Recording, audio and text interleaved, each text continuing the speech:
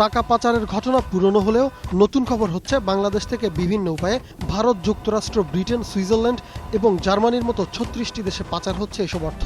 আনন্দবাজার বলছে, দ্রুত বিকাশমান অর্থনীতির এই দেশে এমন ঘটনা অনেকটা দরজা জানালা খোলা রেখে এসি চালিয়ে রাখার মতো, যার ফলে প্রতিনিয়ত ক্ষতিগ্রস্ত হচ্ছে দেশের অর্থনীতি। তবে পাচারের সঙ্গে কে বা কারা জড়িত তা নিয়ে সুনির্দিষ্ট কিছু না জানালেও প্রতিবেদনে গার্মেন্টস ব্যবসায়ীদের দিকেই আঙুল তোলা হয়েছে। কারণ দেশের ৮২% রপ্তানি করে পোশাক শিল্প মালিকরা। পোশাক শিল্পে যন্ত্রপাতি আমদানির জন্য শুল্ক নেওয়া হয় না, সেখানেও গোলমাল।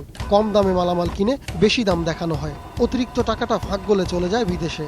এভাবে ১০ বছরে বাংলাদেশ থেকে ৪৯,০১৩ কোটি ডলারের বেশি পাচার হয়েছে বলে আনন্দবাজারের রিপোর্টে বলা হয়েছে। অর্থ পাচারের জন্য বাংলাদেশের অভ্যন্তরীণ দুর্বলতাকে দোষারোপ করা হলেও পাচার হওয়া দেশগুলোরও দায় আছে বলে মনে করে আনন্দবাজার। এভাবে ঊর্ধ্বমুখী অর্থনীতিকে টেনে নিচে নামানোর ঘটনাকে জঘন্য কাজ বলা হয়েছে প্রতিবেদনটিতে। এজন্য সরকারকে সর্বোচ্চ সতর্ক থাকারও পরামর্শ দেওয়া হয়েছে। ইবনে নূর শাওন, ২১শে টেলিভিশন।